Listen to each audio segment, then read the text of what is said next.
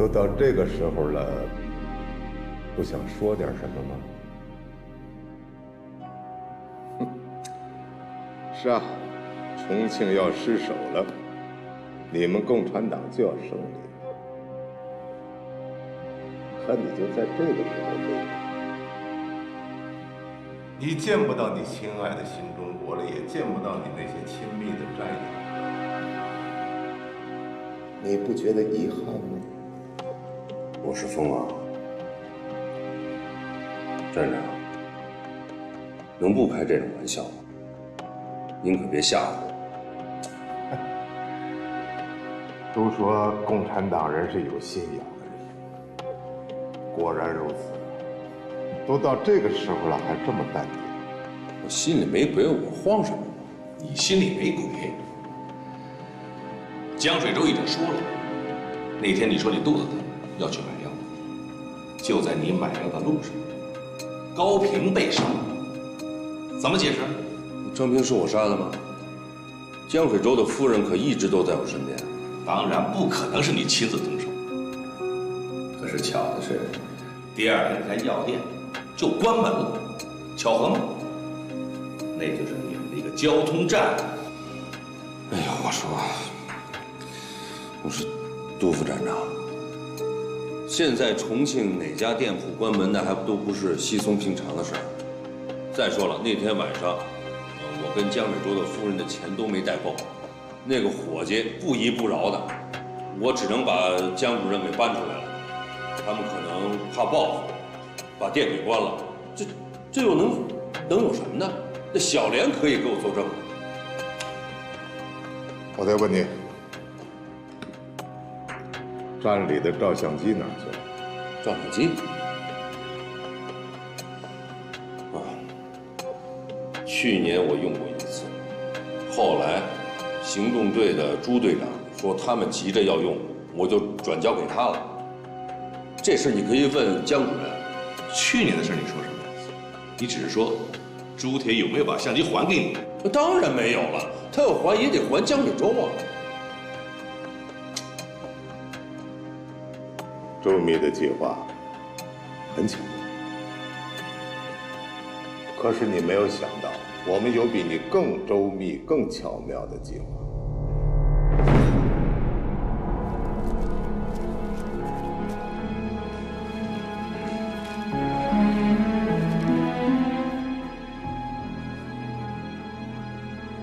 你以为这就是那天下一号？我告诉你，这是假的。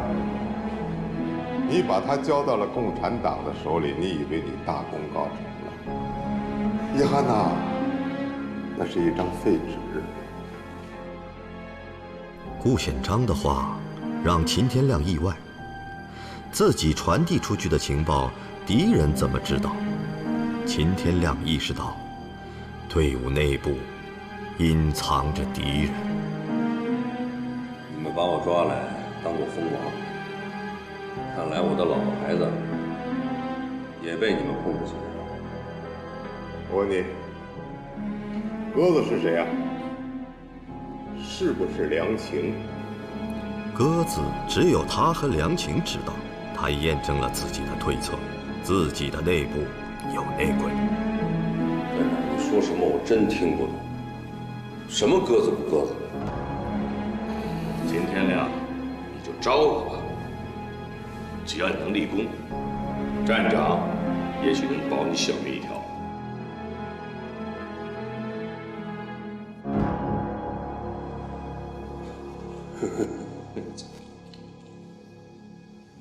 好，你们既然非要把我当作是蜂王，那我也认了。人家就像刘副队长一样，最多再来一只替罪羊嘛。别提刘队长，你跟他不一样。你再好好想想。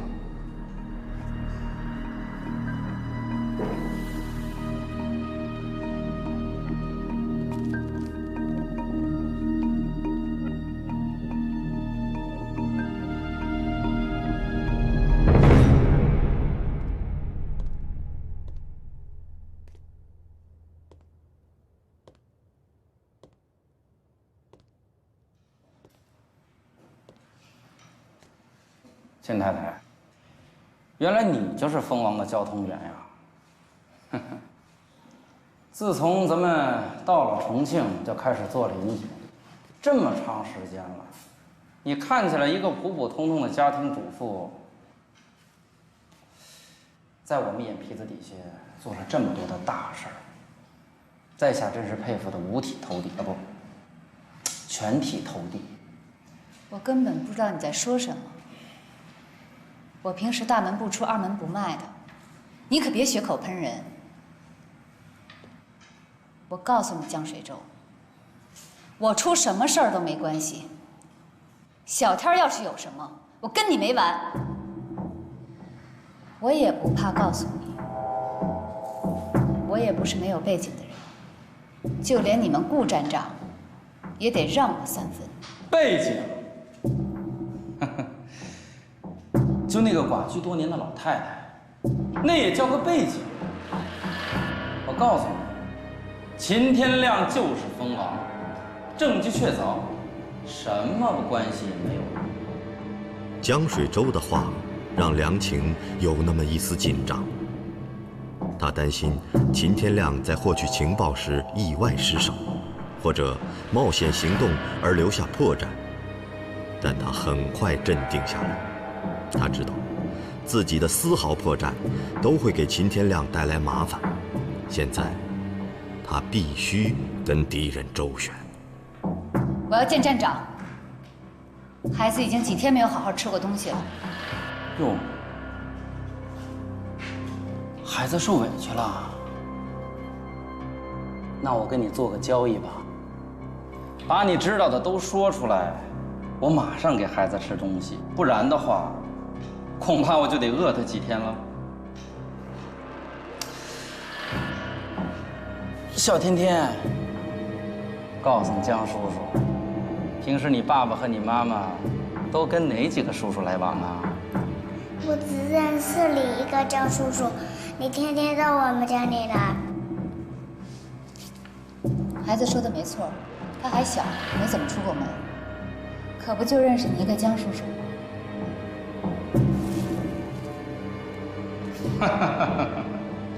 顽抗，是吧？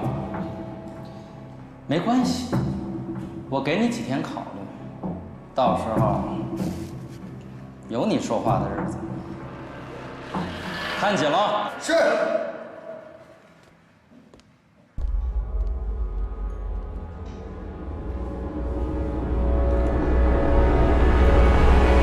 该交代的我都交代了，不管别人谁是蜂王，我不是蜂王，更不是什么共产党啊！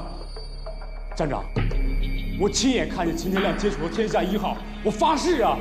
朱铁啊，你买卖情报，走私鸦片和紧俏物资，利用帮派杀害国防部的线人，利用执行队长的身份霸占女学生，就这几条，在哪儿都判你死罪。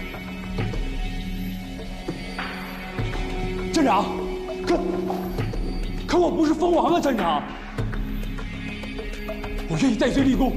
你是不是蜂王，我会查清楚的。至于戴罪立功，那就看你的表现了。站长，我全听您的吩咐。从今天开始，我朱铁这条命就是您的了。你的命是你自己的，我要它干什么呀？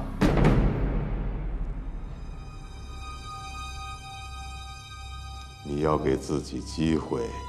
是，站长说的是。你说吧，你说应该怎么办？属下办事不力，请局座定夺。除了蜂王，你现在又给我弄出一个鸽子来，我现在最想杀的人就是你。宪章认罪。秦天亮和朱铁，不管他们谁是共产党，或者他们都不是共产党，都要给我留下来，要把他们的老婆孩子弄走。局座的意思是，把他们的老婆孩子当人质？我就不相信共产党没有七情六欲。不管他们谁是共产党，只要他们的老婆和孩子留在我们手里，我就不信他们不会为我所用。局座英明，把那些信不过的人全部留下，不能养虎为患。局座，我是走是留？你先别想着走，把你的计划和重庆站的潜伏计划一并考虑。你们不但要潜伏下来等待反攻，而且要尽快的把蜂王和鸽子给我彻底的揪出来。对那些意志不坚定的人，也要尽早的铲除，要确保党国的潜伏人员能够以一顶十。哦，不是一个人顶一个营，一个团。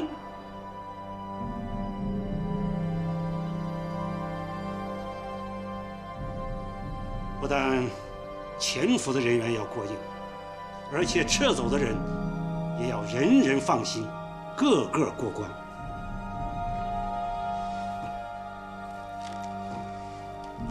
这是关于你的命令。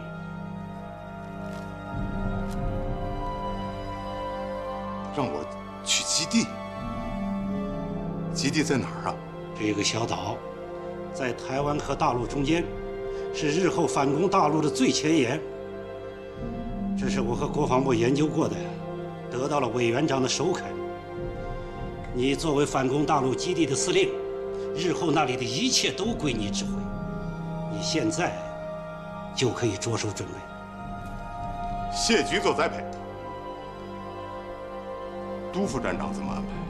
潜伏下来。您知道，他是我的左右手啊。你走了，潜伏人员谁来指挥？就你这个基地的司令，就有多少人眼巴巴地盯着呢？我能给你争取下来，那我可是卖给国防部人情的。局座，人情我懂，局座之恩情，显彰没齿不忘。以后再说吧。以你们重庆站现在的情况，你还敢多带走一个人吗？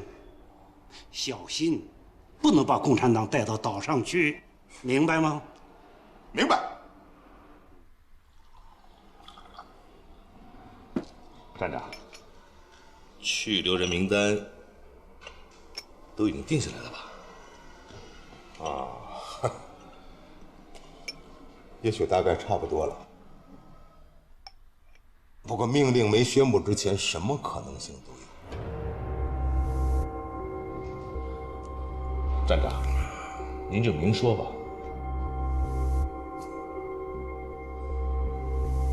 你要是有关系啊，一般的关系就别找了，挑硬的，多活动活动，兴许还来得及。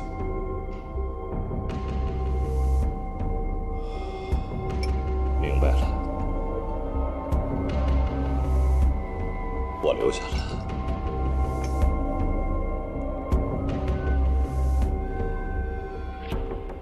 站长，秦天亮还有朱铁，就这么给放了啊？这是毛局长的一步棋，也许现在你不明白，将来你会明白。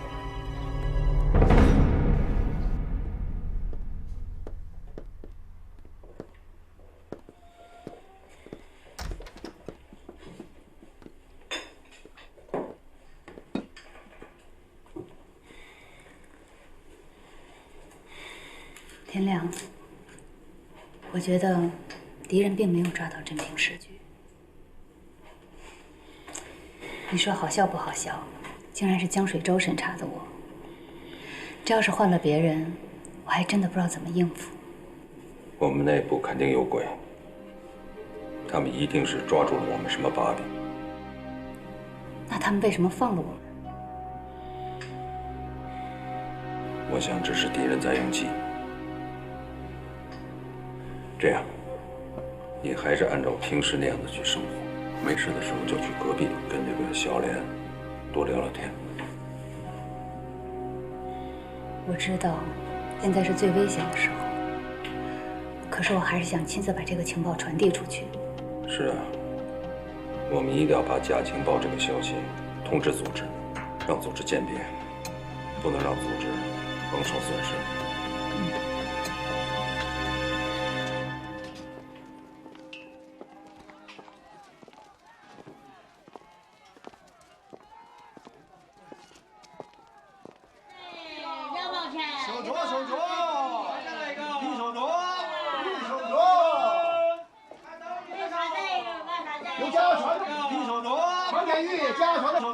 嫂子，我们看一眼镯子吧。走。多少钱呀？一元券5000，少一分不卖。小莲，戴上试试。呀，嫂子，这太贵了吧？戴上试试没什么的。我跟你说呀，这女人不但要会穿，还得会戴。太太，这是我家的传家宝，真正的和田玉。要不是遇上这兵荒马乱的，我说什么都不会卖的。都说是家传的，你们这种人呀，我可见多了。3000元券怎么样？卖不卖？太太，太少了吧？我不卖。哎，你这个就是金白玉，根本就不是什么和田玉，这你可骗不了我。太太，您不识货，我不卖了。知道我们家是干什么的吗？保密局的。我要是告你在这儿倒卖，你这生意还做不做了？这样吧，我也不跟你多说了，1500，就这样吧。太太，你们可不能这样啊！你不相信呀？哎，你过来一下。对，就说你呢。你是执行队的吧？认识我吗？认识两位太太，我就搁这转转悠，没什么事儿。我知道，是这样的，江太太呀想买这个镯子，可是这个老板呢老是抬高价格，你说怎么办呀？二太太，这事我解决，您先走好不好？你赶紧走吧。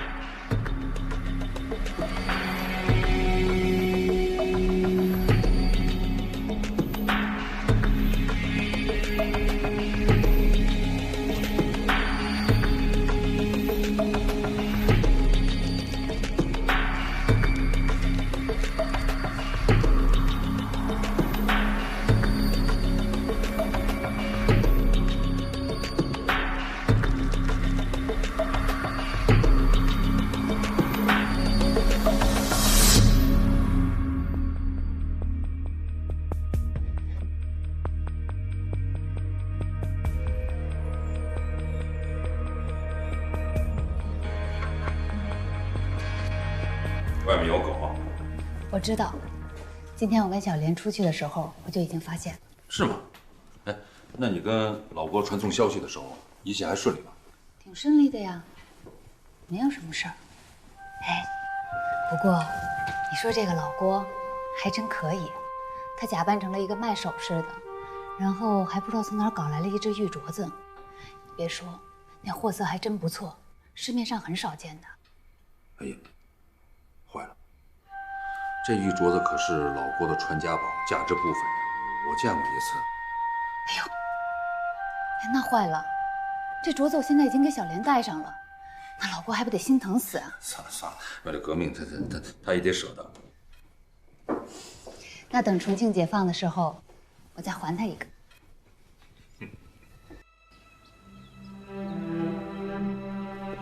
鸽子的情报很重要啊。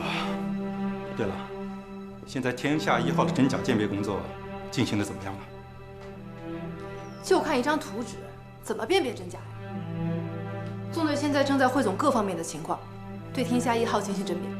天下1号的真假现在不仅仅需要纵队的鉴别，地下同志的情报也很重要。部长，现在敌人内部是不是除了蜂王还有我们人啊？哎，那鸽子又是哪位同志？李贺同志，你在我身边已经工作这么多年了，组织纪律你应该知道，不要乱打听。哦，不该问的不问，不该说的不说。走了。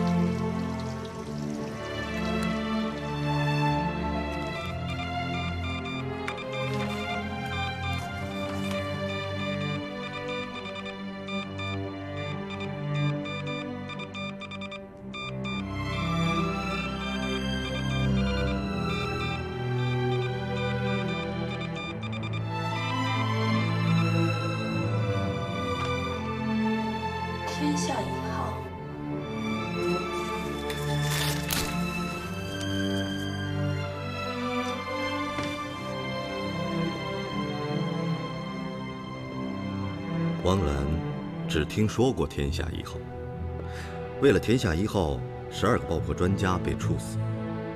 前一阵传说已经抓到了蜂王，就是执行队的刘副队长，没有指示，他只能待命。看来，蜂王真的是出事了，否则总部首长不会在这个时候启用他。好了，我一听脚步声就知道是你。主任，我正想来问问你，我们什么时候可以撤离？进来说吧。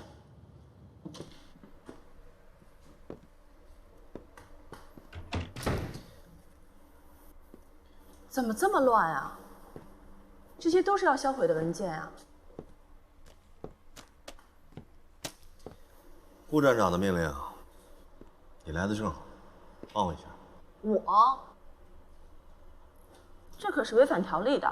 你是电报组组长，也算是我这个保密室主任的下级，我让你执行任务，不算违规。那我怎么帮你啊1个月以内的挑出来带走，其他的马上销毁。是主任。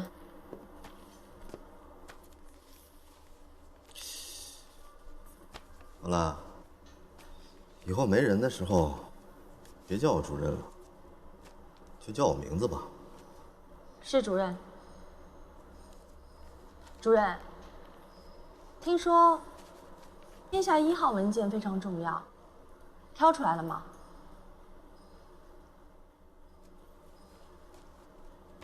天下1号分好几个版本呢，听说国防部有一份，咱们这儿有一份。以前是放在地下室的保密柜里，后来被顾站长取走自己保管了。这可是最高机密了，连我都没见过。你问他干什么？大家不是都在说吗？感觉挺神秘，我只是好奇一下。为了这个天下1号，死了那么多人，咱们最好离他远点。上次开会不是说，刘副队长就是共产党的蜂王，已经被处决了吗？我听说，刘副队长在审讯完是自杀死的，根本不是执行。就像天下1号，传说分什么子版母版，真真假假，谁能说清楚？咱们现在多一事不如少一事。等过2年撤走了，一切就都眼不见心不烦了。汪澜直到这时才意识到，天下1号果然是敌人的一个大阴谋。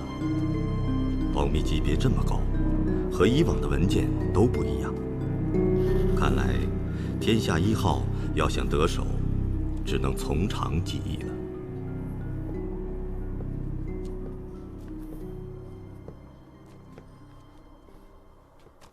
好了，你知道我一直喜欢你。他们关心的是时局政治，在我心里，我只关心你。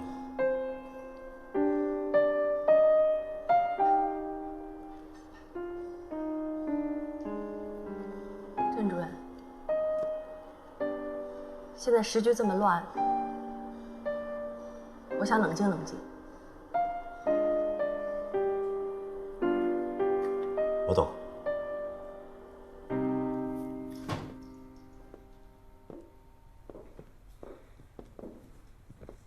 明天就要公布撤离名单了，考验我们的时候到了。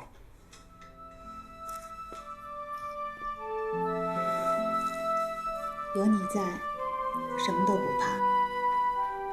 自从跟你加入了地下组织，什么样的结果我都想到了。我想过胜利，想过咱们一起归队，也想过我们暴露了，一起为革命牺牲。但是有一点，我一直不敢想。是什么？我们分开。我们会分开吗？以前不敢想，现在要做好这个准备。敌人到底想把我们怎么样？重庆马上就要解放了，他们在大撤退。为了抢沙坪坝的飞机，他们内部大打出手。我考虑，也肯定不会带家属的。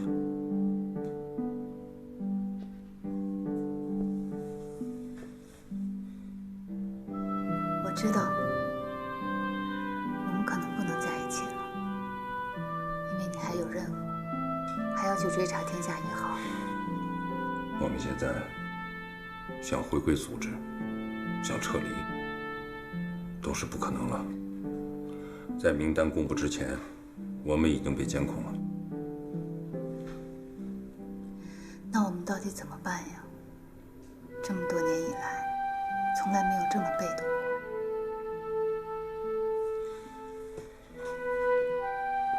你记住，我们组织内部有敌人的内鬼，我们发出去的情报，这个人都很清楚。咱们不管谁先见到组织，首先汇报的就是这个情况。我记住了。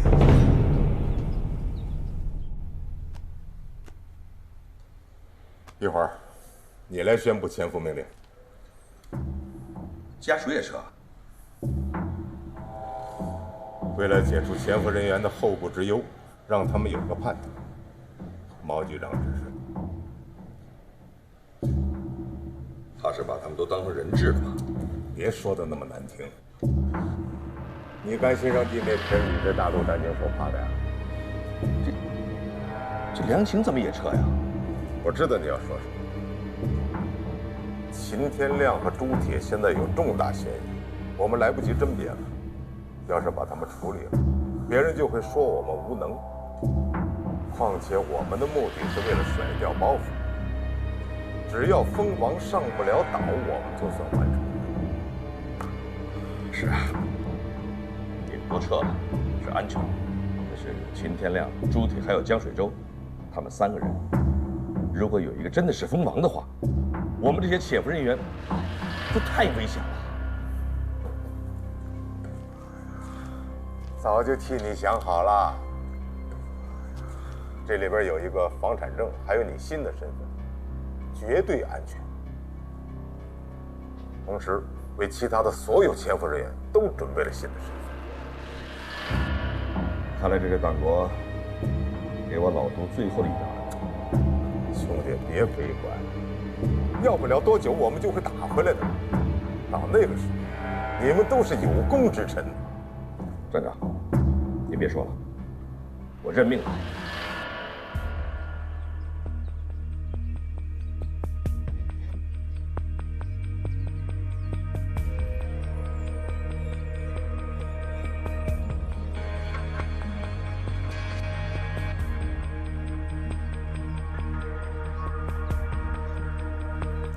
毛局长指示，保密局重庆站从明天开始撤离。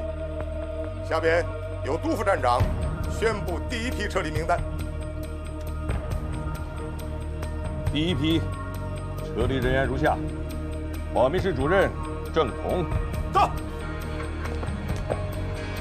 保密室参谋顾颖，到；电报组组长汪澜，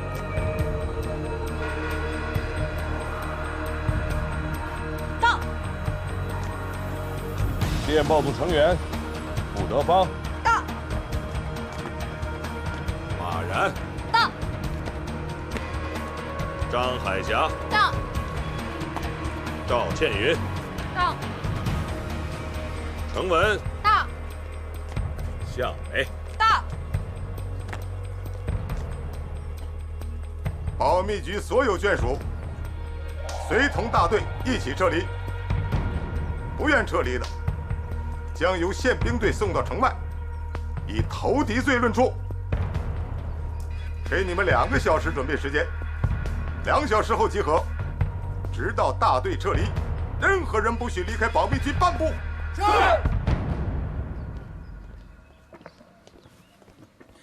秦科长，有什么话赶快对老婆孩子说吧。下次见面还指不定什么时候呢。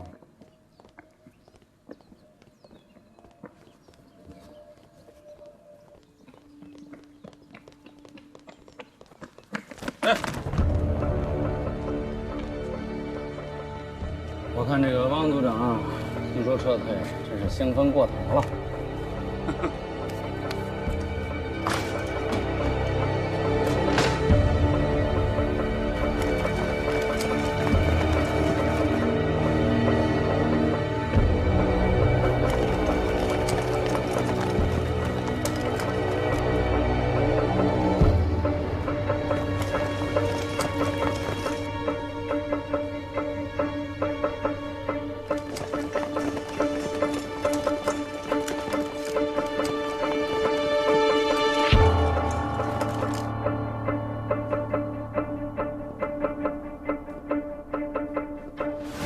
顾站长的命令，电台发射站已经停止工作了，没有信号，现在所有人都在待命呢。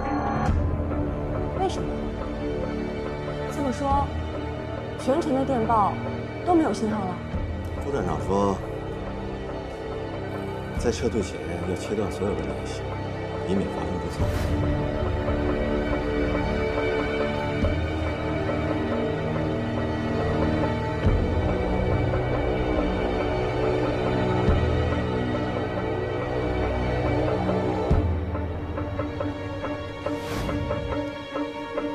这堆信鸽是组织上精心挑选出，只能到关键的时刻用。平时你就当普通的鸽子养着。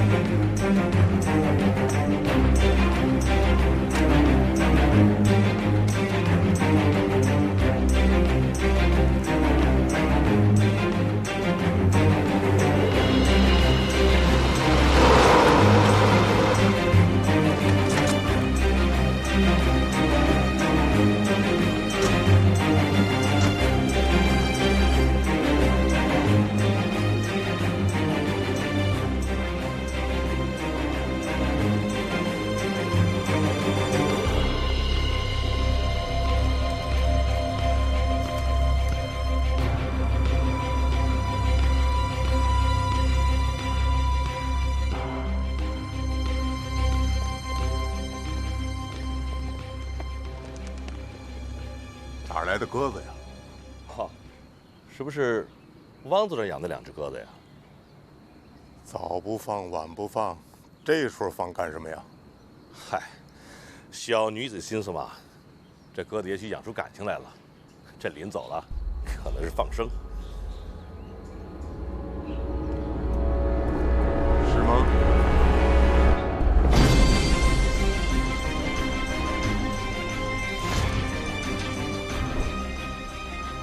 站长，鸽子。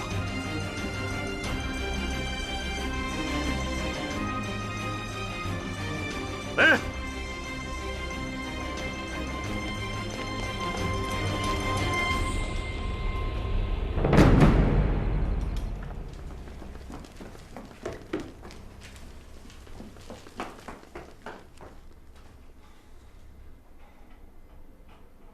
他们是让我潜伏下来，而把你跟孩子当做人质。那我怎么办？就这么任由敌人摆布吗？我们现在没办法跟组织取得联系，只能将计就计了。我现在有一个计划。你是我的上级，我听你的。到了基地以后，你就是蜂王，鸽子自动脱险。放心，到了基地之后，我替你把蜂王后面的任务完成。我现在最不放心的就是小天了。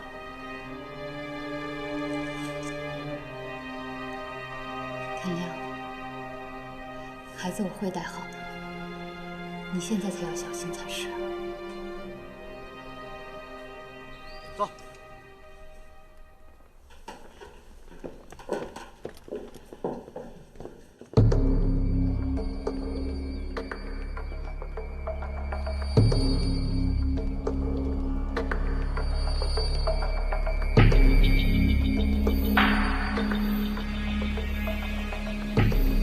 顾长官，我犯什么错误了？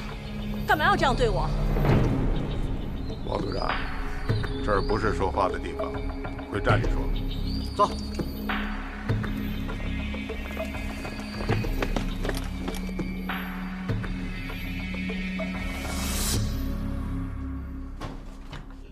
汪组长怎么被带走了？难道汪组长是我们的人？别乱猜了，他们现在是疯狗。你赶紧收拾好东西，带好孩子。我得回站里了。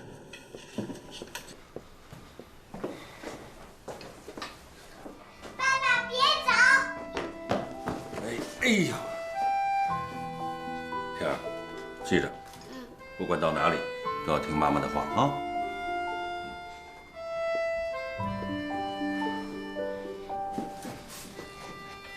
杨晴，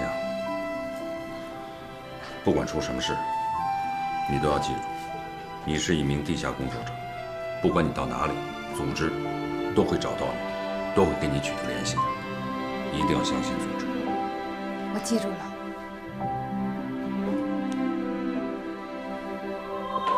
天亮。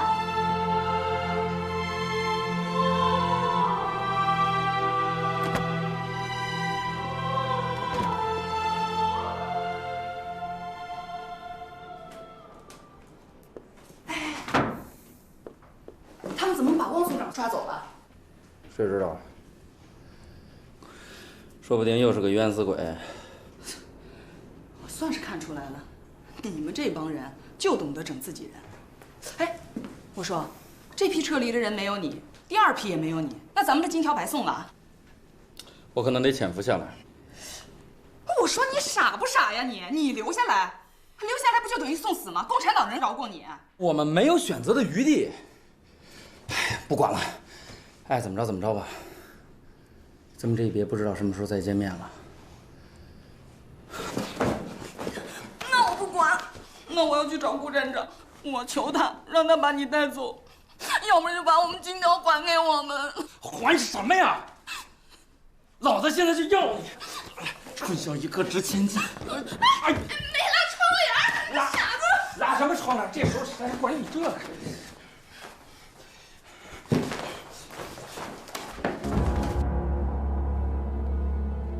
王兰，说吧。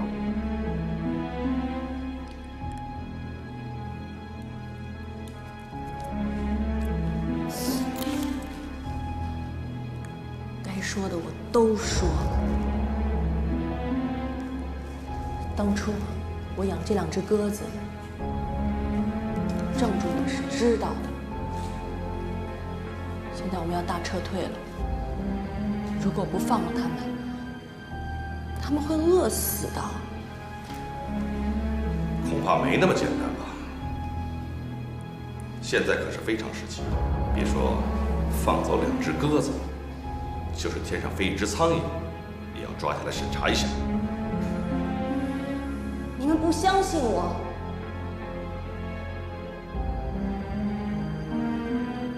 好。那就把我枪毙吧，正好可以剩一个撤退的名额给别人。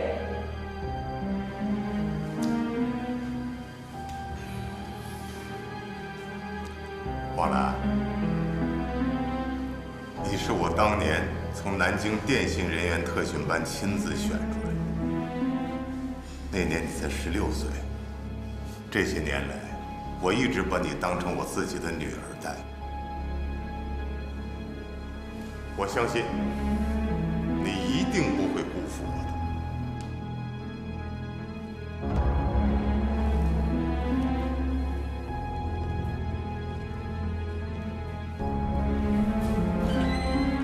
汪组长，讲清楚。